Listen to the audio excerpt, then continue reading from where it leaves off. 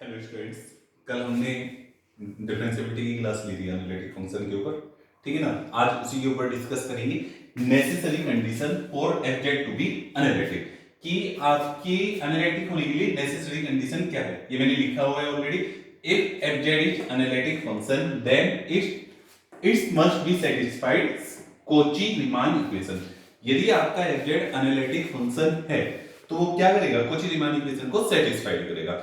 Kochi Riemann equation का आप short form बोलते हैं CR equation. CR equation,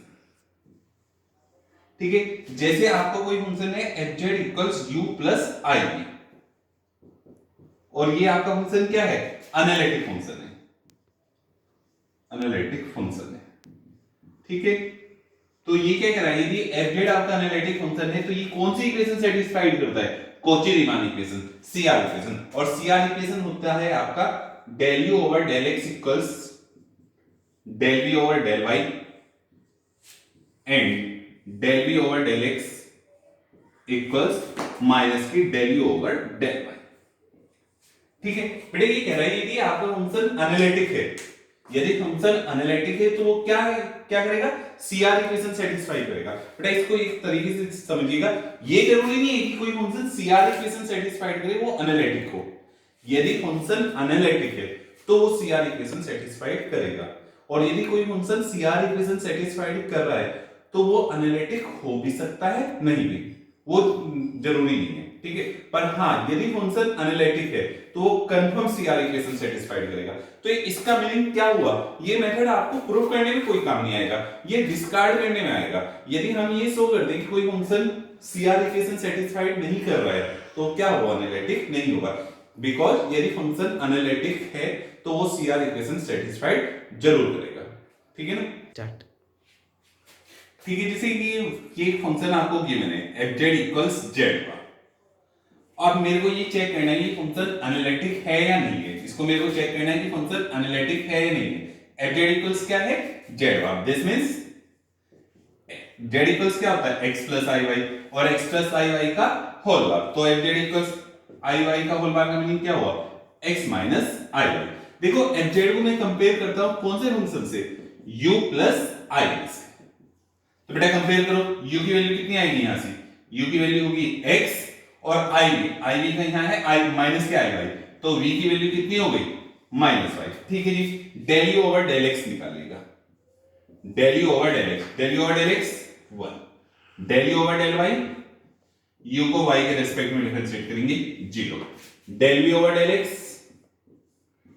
v को x के रेस्पेक्ट में करेंगे 0, और del v over del y, v को y के रेस्पेक्ट में करेंगे, v को y के रेस्पेक्ट में करेंगे -1।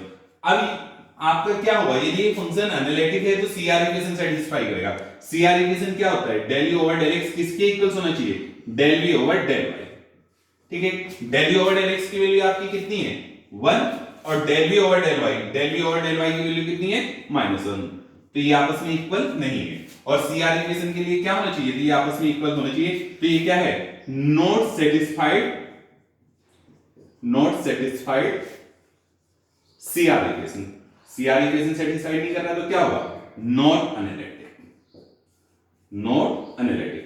बेटा यदि सीआर, यदि कोई फंक्शन एनालिटिक है तो उसको क्या है, वो must be satisfied CR equation. उसको क्या करना होगा, सीआर इक्वेशन को सेटिस्फाइड करना होगा। बट यहां ऐसे नहीं हो रहा है, ये सीआर इक्वेशन सेटिस्फाइड नहीं हो रहा है।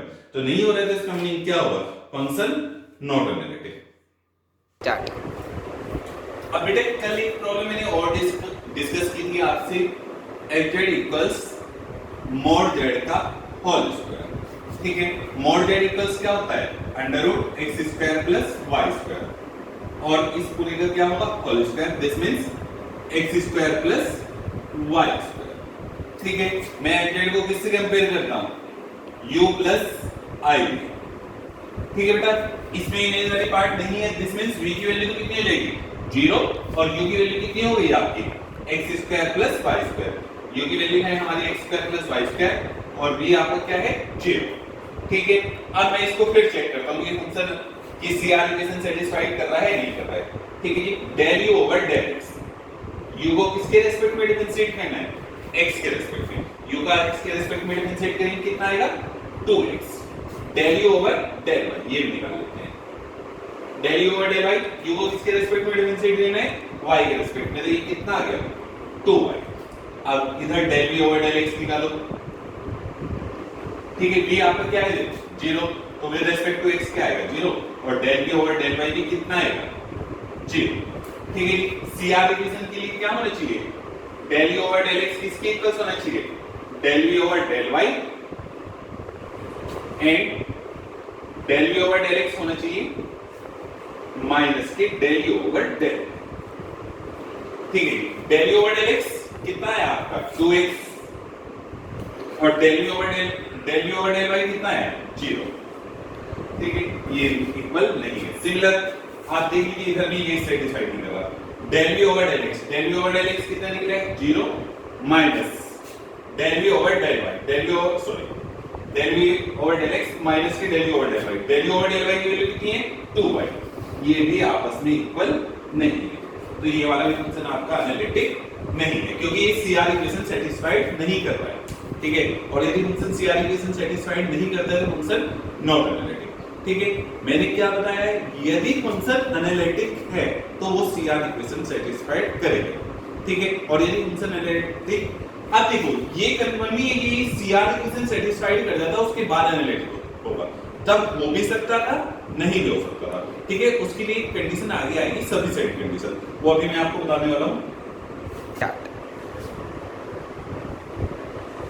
ये प्रॉब्लम बहुत बार पूछी जाती है, 2 नंबर में आ जाती है।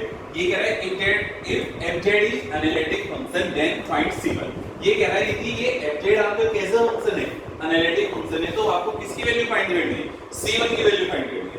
यार एक बात बताओ, यदि फंक्शन एनालिटिक होगा तो क्या होगा, CR इक्वेशन सेटिस्फाइड करेगा, तो चेक करते हैं, ठीक है जी। fz को हम किससे कंपेयर करेंगे, u प्लस i, मैंने fz को u प्लस i से कंपेयर किया, u की वैल्यू निकल के आ गई x² - y² और v की वैल्यू निकल के आ गई c1x, ठीक है। अब यदि ये फंक्शन एनालिटिक है तो क्या होगा, आपका CR इक्वेशन सेटिस्फाइड करेगा।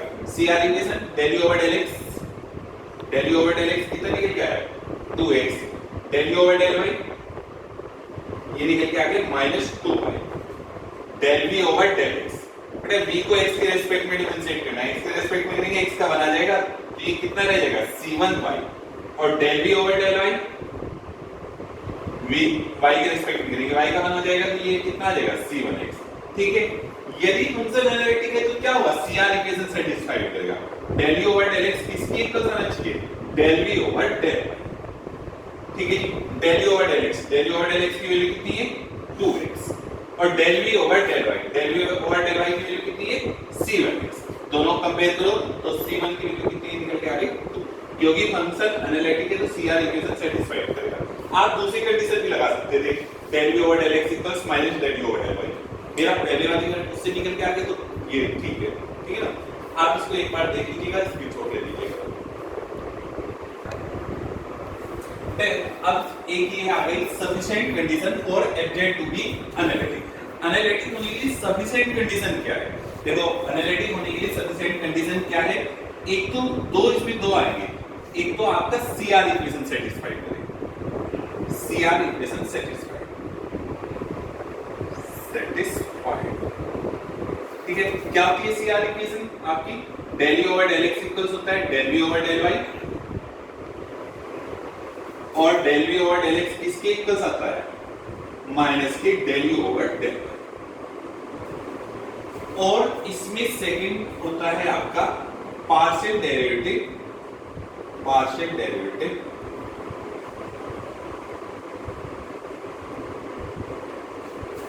जैसे पार्शियल डेरिवेटिव ये वाले del u over del x, del u over del y, del v over del x and del v over del y are continuous, ठीक है। कि आपका क्या होना चाहिए कि आपकी CR इक्वेशन तो सेटिस्फाइड हो ही हो, साथ में जो ये आपकी पार्शियल डेरिवेटिव है ना, ये पार्शियल डेरिवेटिव भी क्या होना चाहिए, कॉन्टिन्यूअस होना चाहिए। यदि ये आपका CR इक्वेशन सेटिस्फाइड हो रही है और पार्शियल डेरिवेटिव कॉन्टिन्यूअस है तो फंक्शन आपका क्या हो जाएगा, एनालिटिक हो जाएगा। अब यार दो चीज हो गई, एक तो मैं क्या करूं सीआर इक्वेशन सेटिस्फाइड करा दो। इसके बाद पार्शियल डेरिवेटिव को कॉन्टिन्यूअस निकालो। अब कॉन्टिन्यूअस का थोड़ा थोड़ा हम याद रखेंगे। एक तो यदि कोई आपका पॉलिनोमियल होगा, पॉलिनोमियल आप जो होता है कि जहां वो इंफिनिटी नहीं बनता, पॉलिनोमियल में आपकी नेगेटिव पावर नहीं आती है। यदि आपको कोई पॉलिनोमियल है वो ऑलवेज कॉन्टिन्यूअस होता है। मैंने लास्ट सेमेस्टर में आपको इसके बारे में बताया था। तो पॉलिनोमियल आपका क्या होता है, कॉन्टिन्यूअस होता है। e to the power x ये भी क्या होता है आपका, कॉन्टिन्यूअस होता है। sin x ये कुछ फंक्शन है जो ऑलवेज कॉन्टिन्यूअस होते हैं, पॉलिनोमियल, ठीक है। e to the power x या और and sin x cos x ये तो क्या होते हैं, ऑलवेज कॉन्टिन्यूअस होते हैं। यदि इस टाइप की ही कोई वो आ रहा है तो आप लिख देंगे कि polynomial e to the power x sin x and cos x ये ऑलवेज क्या होते हैं, कॉन्टिन्यूअस होते हैं। तो तब क्या होगा, खाली सीआर इक्वेशन सेटिस्फाइड हो जाएगी। और आप यदि इनकी वैल्यू क्या आ रही है, पॉलिनोमियल हो, e to the power x हो, sin x हो या cos x हो, तो आप ये बोल देंगे कि ये तो आप ऑलवेज क्या होते हैं, कॉन्टिन्यूअस होते हैं। तो कॉन्टिन्यूअस हो गया, सीआर इक्वेशन सेटिस्फाइड हो गई, तो फंक्शन क्या हो गया आपका, एनालिटिक हो गया। तो बेटा एनालिटिक होने के लिए आपकी सबसे पहली कंडीशन क्या है कि सीआर इक्वेशन तो सेटिस्फाइड करे ही करे, साथ में जो पार्शियल डेरिवेटिव है ये क्या होनी चाहिए, कॉन्टिन्यूअस होनी चाहिए। ठीक है, एक बार इसका स्क्रीनशॉट ले लेंगे। बेटा जैसे एक चीज अब यहां से एक चीज हम चेक करते हैं, जैसे limit z tending to 0 z plus 2, इसकी वैल्यू क्या है, z इक्वल 0 रिप्लेस करेंगे, 0 प्लस 2 दिस मींस 2। अब एक ये वाली प्रॉब्लम है, limit delta z tending to 0 delta z plus 2। बेटा डेल्टा z ये 0 रिप्लेस करेंगे, 0 प्लस 2 ये भी 2 आ गया। तो इसका मीनिंग मेरे को एक बात समझ में आ रही कि यदि आपका लिमिट ये लिखी है delta z tending to 0 f of delta z, ठीक है, या limit z tending to 0 f of z, तो दोनों की वैल्यू क्या आएगी, सेम आएगी।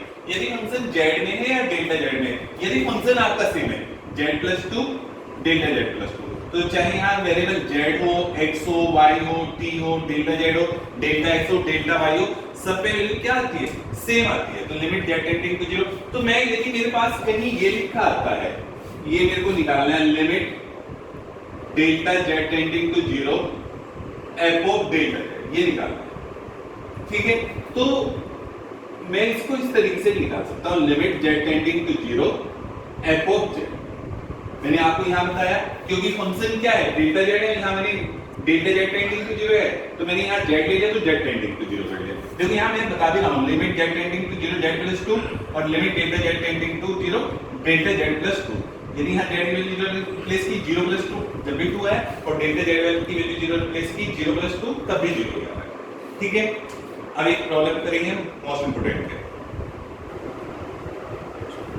ये प्रॉब्लम है, if z equals this is not analytic at origin। बेटा ये प्रॉब्लम तो कंफर्म आएगी, ये डिक्टो नहीं आएगी। इसकी जैसी 3-4 प्रॉब्लम है, मैं एक दो सॉल्व करा दूंगा और एक दो आपको होमवर्क के लिए दे दूंगा, जो भी है, ठीक है। इनमें से कंफर्म एक प्रॉब्लम आपके फाइनल एग्जाम में पूछी जाती है। ये कह रहा है कि ये this function is not analytic at origin, ठीक है। तो आपको ये चेक बताना है कि फंक्शन एनालिटिक नहीं है ओरिजिन पे। कल मैंने एक चीज बताया था एनालिटिक के लिए, सबसे पहला वाला जो वो बताई थी कि कोई फंक्शन एनालिटिक क्या होता है। जैसे मेरे को किसी को फंक्शन को एनालिटिक प्रूव करना है, जैसे इस पॉइंट पे करना है, तो इस पॉइंट पे जो डिफरेंशिएबल हुई हो, साथ में इसकी नेबरहुड के अंदर भी डिफरेंशिएबल हो, ठीक है। तो एक बार हम ये चेक कर लेते हैं कि फंक्शन डिफरेंशिएबल है या नहीं है। आपको ये चेक करना है कि फंक्शन डिफरेंशिएबल है या नहीं, ठीक है। देखते हैं, और किस पॉइंट पे चेक करना है डिफरेंशिएबिलिटी, ओरिजिन पे, ठीक है। डिफरेंशिएबिलिटी का चेक करने का तरीका बताया था, f'0 चेक करना है। देखो f'(z0) का फॉर्मूला बताया था मैंने, f'(z0) का फॉर्मूला बताया था, limit delta z tending to 0 f of z0 plus delta z minus f(z0) upon delta z, ठीक है। ये आपको गिवन था, और यहाँ एक और आपको गिवन है, f0 की वैल्यू 0 हुई, ठीक है ना। अब हमें किस पॉइंट पे चेक करना है, ओरिजिन पे चेक करना है। तो ओरिजिन पे f'0 निकालना है, f'0, तो limit delta z tending to 0, तो बेटा यहाँ z0 की जगह क्या है 0, तो 0 प्लस डेल्टा z, तो f of delta z, minus यहां जेड नॉट की value 0, f0 upon delta z. ठीक है, limit delta z tending to 0। ठीक है, एफ ऑफ डेल्टा, ये f0 की वैल्यू 0 हो जाएगी, ये क्या बनेगा F of delta Z upon delta Z. बेटा अभी आपको कुछ देर पहले बताया था कि आप डेल्टा जेड लेंगे पूरे फंक्शन को किसमें रिप्लेस कर सकते हैं, जेड में रिप्लेस कर सकते हैं, तब भी आपकी लिमिट क्या आएगी, सेम आएगी। तो limit z tending to 0 f of z upon z, ये निकालना है। ठीक है जी, तो ये हमारा बना लिमिट जेड टेंडिंग टू 0। ठीक है, एफ ऑफ जेड आपका क्या है, ये लिखा है x cube y y minus iota x upon x to the power 6 plus y square. ये आ गया f z upon z, z का meaning x plus i y. ठीक है बेटा, ये हमने ये किया f z, limit z tending to 0 f z upon z, f z की वैल्यू ये रही अपॉन जेड, जेड का meaning x plus i y. तो एक्स क्यूब वाई, बड़े यहां से एक काम करो, आइटा कॉमन ले लो। देखो आइटा कॉमन लेंगे तो इसी फॉर्म में चेंज हो जाएगा। ये आइटा कॉमन लिया तो क्या बनेगा देखिएगा, माइनस आइटा कॉमन लेते हैं,